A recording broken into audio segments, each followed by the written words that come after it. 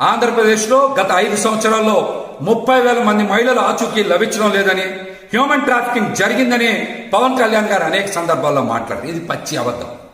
గత 5 సంవత్సరాల్లో 30,000 కాదు, కేవలం 664 మంది మహిళలు, యువతులు ఆచూకీ మాత్రం ఇంకా లభించలేదని కేంద్ర ప్రభుత్వం నిన్న పార్లమెంట్ సాక్షిగా హోంశాఖ తెలియజేసింది. ఇది కూడా వైసీపీ ఎంపీలో, రాజ్యసభ సభ్యులో అడిగినటువంటి ప్రశ్న కాదు. తెలుగుదేశం పార్టీ ఎంపీలైనటువంటి పార్థసారథి గారు, అదేవిధంగా లావు కృష్ణ దేవరాయలు గారు అడిగినటువంటి ప్రశ్నకి పార్లమెంట్ సాక్షిగా కేంద్ర హోంశాఖ సమాధానం చెప్పింది. నిన్న ప్రశ్న నెంబర్ కూడా 1351, తేదీ 30 జూలై 2024లో